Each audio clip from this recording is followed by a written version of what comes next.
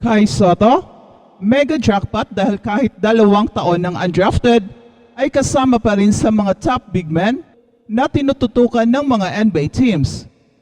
Kaya nasa kay Kai na ang bola kung papaano niya makumbinsi ang mga NBA teams na karapat-dapat siyang makakuha ng guaranteed NBA contract. Well, mega jackpot talaga ang NBA team na makakakuha kay Kai from the free agent market dahil low cost, so low risk rin pero high reward. Watching the NBA Conference Finals at naglaro si Rudy Gobert, pero nakita natin ang malaking kaibahan ni Gobert at Kai. Well, I'm not saying na mas magaling pa si Kai kay Rudy Gobert, pero siguradong mas skilled si Kai compare kay Rudy Gobert.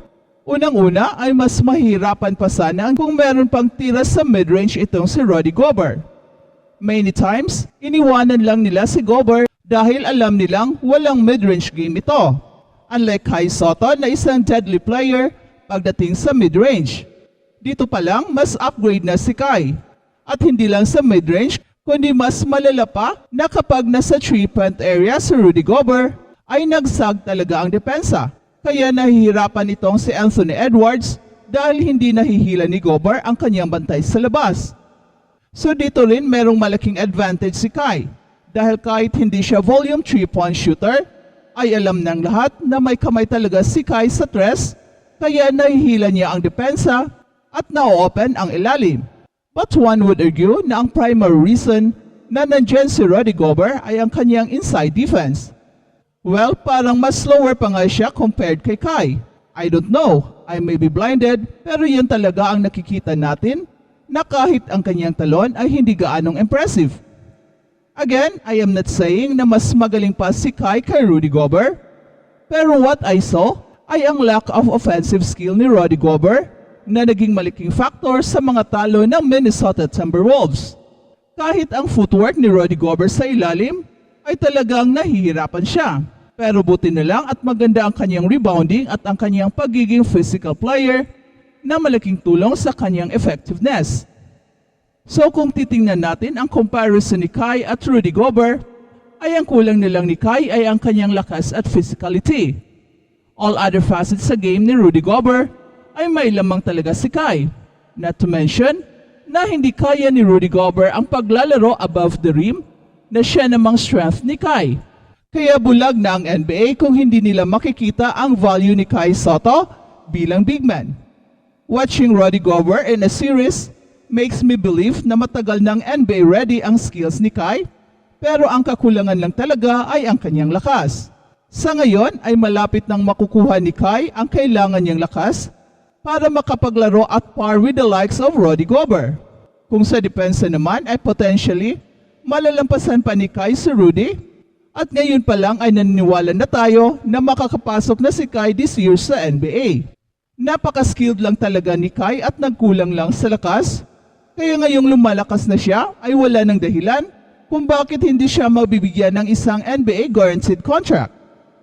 Kailangan lang ipagpatuloy ni Kai ang kanyang pagpapalaki ng kanyang katawan at pagpapabigat sa tulong ng kanyang personal strength and conditioning coach na si Melantin, na kung saan kampante tayo na makukuha ni Kai ang kanyang kailangan kung tuloy-tuloy lang ang kanyang pagpupursige at pagsasakripisyo. I know Kai sacrificed a lot dahil sa kanyang NBA dream, pero mega jackpot rin si Kai dahil parang happy na ngayon ang kanyang love life. We are not saying na meron ng girlfriend si Kai, pero kung totoo man na he is dating with Real Madrid, ay deserve naman ni Kai ang magka-love life. At balitang NBA naman, sina Luka Doncic at Kyrie Irving ang nangunguna sa Dallas Mavericks tungo sa NBA Finals matapos tanggalin ang Minnesota Timberwolves. Ang Dallas Mavericks ay nanalo sa Western Conference Finals sa pamamagitan ng pagpigil ng Minnesota Timberwolves sa Game 5 na umuunlad patungo sa NBA Finals. Matapos hindi nagtagumpay na tapusin ang Timberwolves sa Western Conference Finals sa Game 4 sa kanilang home floor, nagawa ng Dallas Mavericks ang trabaho sa Target Center sa Game 5. Ang Mavericks ay nakamit ang isang 126-103 blowout panalo na nagkamit ng 4-1 series victory. Nagsimula si Luka Doncic ng mainit na pagtatanghal, nagtala ng 12 sa unang 16 points ng Mavericks. Patuloy na ginamit ng Minnesota si Anthony Edwards bilang pangunahing tagabantay kay Luka Doncic, habang si Jaden McDaniels ang checky kay Kyrie Irving. Namuno ang Dallas ng hanggang 8 puntos sa period na to. Ang Timberwolves ay nagtala ng 10-2 run para ito ay makapantay sa 8-all. Nakasama ang steal ni Anthony Edwards ng bola mula kay Luka Doncic at sinundan ng 3-pointer sa gilid ni Mike Conley. Sa halip na mag-settle sa laro, ang Minnesota Timberwolves ay na-outscore ng isang nakakabiglang 51-22 margin. Sa natitirang bahagi ng first half, nagtakda ang Dallas Mavericks ng 69-40 halftime advantage. Si Luka Doncic ay nakahanap kay Derek Lively para sa huling lob para putulin ang pagkapantay. Pagkatapos si Paige Washington ay nakakuha ng malawak na pagtatapos sa transition. Patuloy lang ang momentum ni Luka Doncic sa pamamagitan ng isang mid-range jumper at ginawa itong 6-0 run para sa 24-18 na kalamangan. At hindi doon nagtatapos si Luka Doncic. Ginamit niya ang isang puwang upang makuha ng malalim na pull-up 3-pointer. Pagkatapos pumutok ng mid-range jumper at ginawa itong 30-18. Pumasok sa timeout na mayroong 2 minutes 23 seconds ang natitira sa opening period at si Luka Doncic ay nakapuntos ng higit pa kaysa score ng Minnesota Timberwolves na 20 points. Ang Dallas Mavericks ay namuno ng hanggang 16 points sa first quarter matapos na atakihin ni Luka Doncic mula sa taas bago makahanap kay Gafford para sa isang malakas na alley-oop slam. Sinundan ni Kyrie Irving ng isang buzzer sa pamamagitan ng isang drive. Ang Dallas Mavericks ay nasa 35-19 papasok sa second quarter.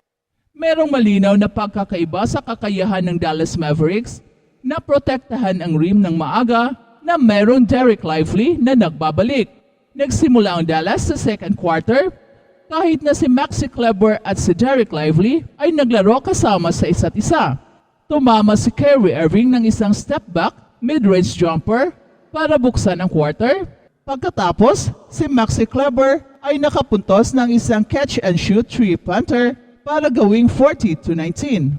Ang momentum ay pabor pa rin ng Dallas Mavericks hanggang sa ibalik ng Minnesota Timberwolves sina Karl Anthony Towns at Rudy Gobert, with Luka Doncic controlling the game on both ends kasama ang isang steal against Naz Reid by pulling the chair in the post for a steal before it ultimately lead to a 3-pointer for Paige Washington. Dallas Mavericks continued to dominate at ang Dallas Mavericks ay umakyat ng hanggang 22 points bago ang break at nag-iinit si Kyrie Irving hanggang naghahanap ng mga bukas na kakampi.